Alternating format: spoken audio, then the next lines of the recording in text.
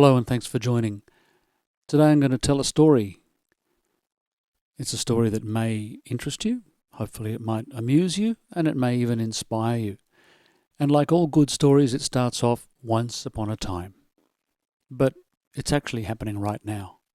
But once upon a time is the correct words to use. So, once upon a time, there was a young boy. I do know his name, but I can't share that with you for privacy reasons. And he lived with his brother and his parents in a beautiful house, living a very comfortable, happy life. But he would notice in the evenings when his parents watched the TV or looked at their phones or looked at their computers, that his parents would start looking sad, looking upset, looking down at the mouth. And this concerned him because he loved his parents very much and he wanted them to be happy. So after watching this for a while, one day he went to his mum and said, "Mum, why is it that in the evenings you and Dad, after you watch the news or look at your phones or look at your computers, you both seem so sad, so upset, so unhappy with the world?" And his mum said, "Well, it's because there's so much war going on in the world." And the little boy didn't actually know what war meant. He'd never seen war. He'd lived in this gorgeous, happy life. So he said to his dad that night, "Dad, what is war?" And his dad said, "Well, war is when people take up weapons against each other and try and hurt each other and even kill each other." And the boy said, "Well, why would they do that?" And he said, "Because it seems that that's the way it's always been, that human beings will, from time to time, decide that they need to take up weapons against each other for various reasons, but generally, I don't know why. I really don't know why." And the boy said, "So this upsets you?" And his dad and his mum said, "Yes, absolutely. It's a big worry for us because we want you and your brother, to grow up in a world that doesn't have war, in a world that's really happy and where everyone gets on well." So the boy thought about that. And the next day, his grandma came over to talk to him and to spend time with him. And he loved his grandma very much, and he was always very excited when his grandma came over. And this particular day, his grandma said, I noticed that you're looking a little bit concerned about something. What's going on?" So the boy said, "Well, Mum and Dad, when they watch the TV news or look at their phones or look at their computers, they come away looking very concerned, very unhappy. And so I asked them about it, and they said it's because of all the war in the world and how that really worries them because they don't want war. They want a happy, peaceful life for us." So Grandma thought about this for a bit and she said, I wonder what can be done." And she thought a bit more and she said, "Have you tried praying?" And the little boy said, "What, praying? Like sometimes happens when we go to church, sitting there and asking God to do stuff and mumbling under our breath and kneeling on the ground and putting our hands together and looking down and keeping our voices really quiet?" And Grandma said, "No, that's praying in church. I'm talking about a different sort of praying." And the boy said, "Well, what sort of praying is there that if it's not like that?" And Grandma said, "Just praying." The little boy said, "What do you mean, Grandma?" And she said, "Praying is just setting an intention, asking for something." And the little boy said, "Asking who?" And she said, "You don't have to ask anyone. All you have to do is ask. Some people would say you're asking the universe. Some people would say you're asking God. Some people would say you're asking Great Spirit. But I think all you need to do is just ask. And it doesn't matter who the target is. And in fact, sometimes it's better not to have anyone in mind at all, but just ask." So the little boy thought about this and he said, "Grandma, how does this work? How do we do it?"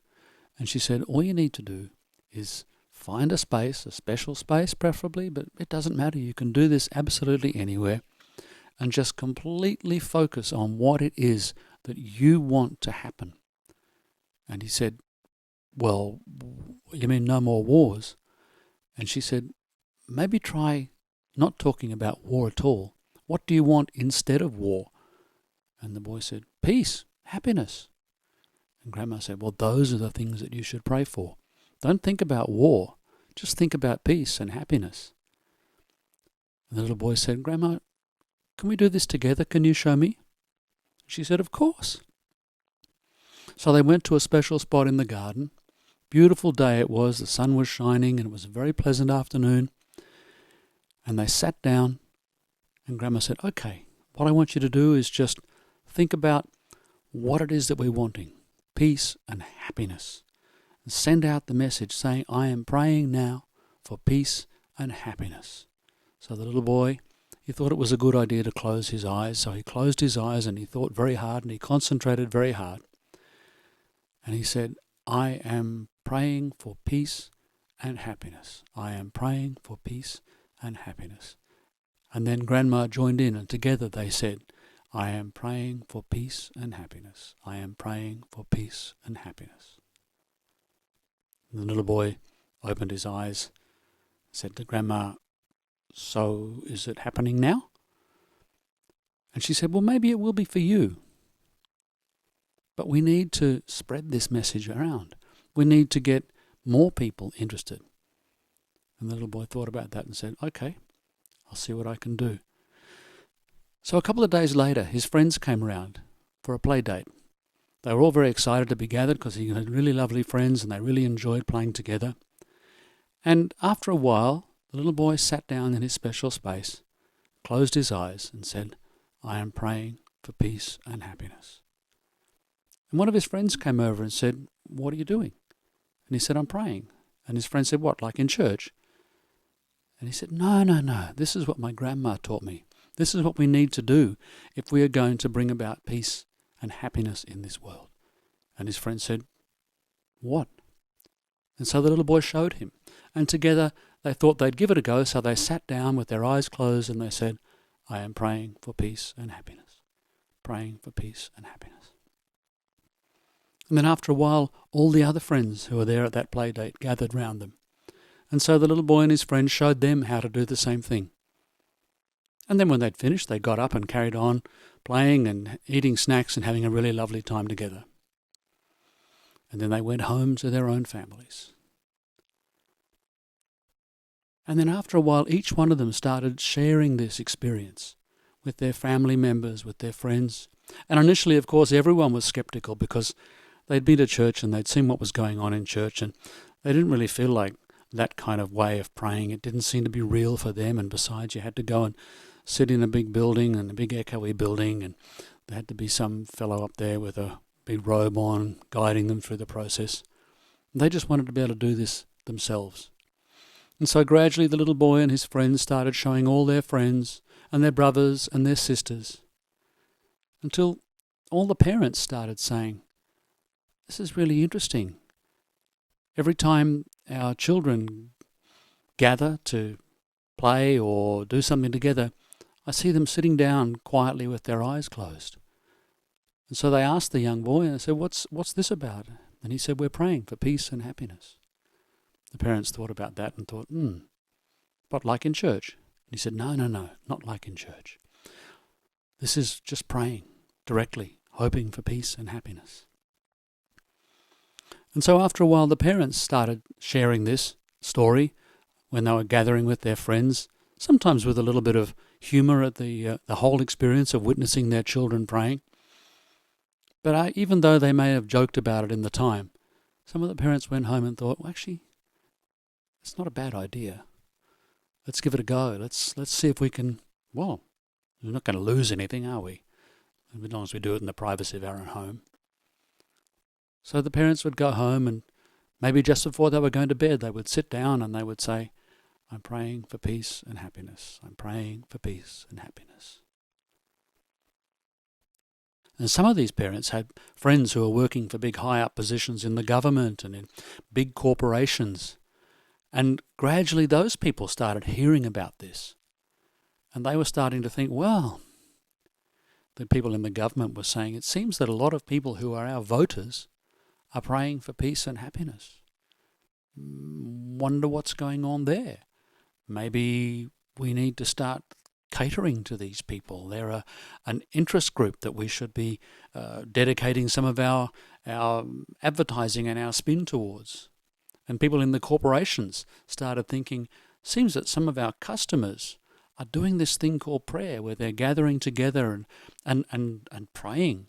And moreover, they're praying for peace and happiness. Well, I wasn't aware that there was a big group in our community where that was an important focus. I thought the focus in community was all about making money, having good holidays, looking really good, wearing good clothes, driving a good car.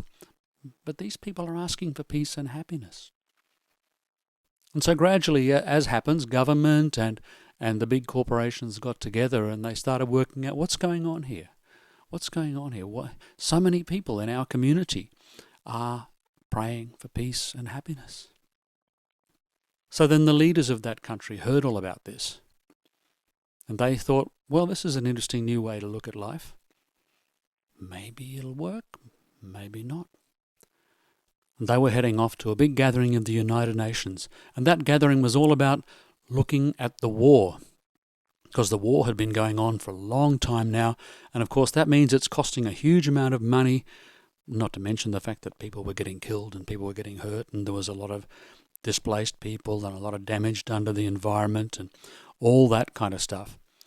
But they thought, well, our people are saying they want to pray for peace and happiness, so might get us laughed out of the United Nations, but we could give it a go. So they went off to the United Nations, and all the people were getting up there and giving their grand speeches. But then these people noticed that some of the other delegates had started to use words like peace and happiness.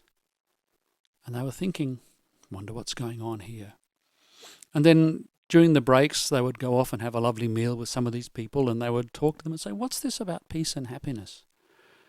And these other people were saying, well, it's the most unlikely thing, but it seems that all the children in our country have started praying for peace and happiness. And we thought, well, that's a bit ridiculous, isn't it? Of course you can't pray for peace and happiness, but it seems that they're doing it, and now their parents are doing it, and now they've told the corporations and the government that they want corporations and government to do it.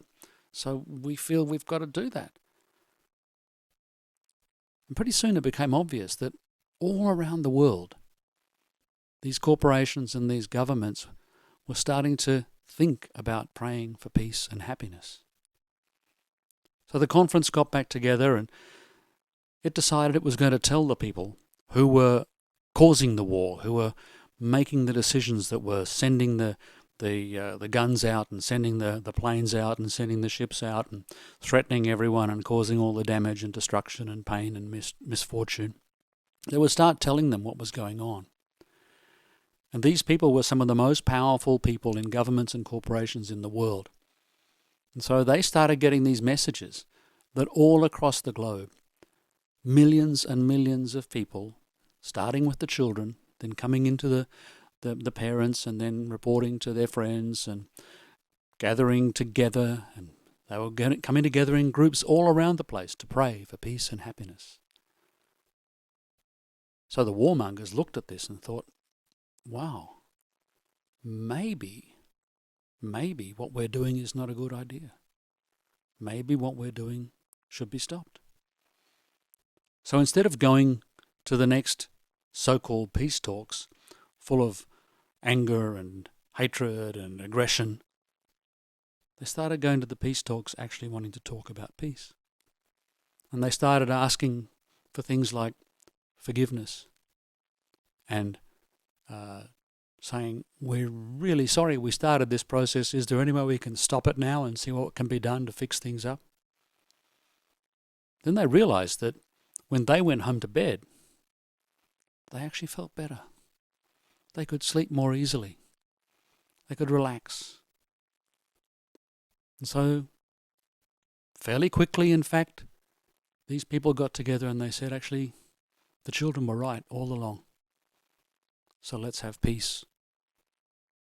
So they stopped the war. Of course, that takes a while. And there's a lot of to and fro and back and forth and trading and sorting things out and helping people out and all that kind of stuff. But sure enough, before too long, the world had found peace. The war had stopped. And when one war stopped, all the other people who were wanting to fight wars thought, maybe not a good idea. And then, when the war stopped, when the wars stopped, the world found peace, what happened next? They found happiness.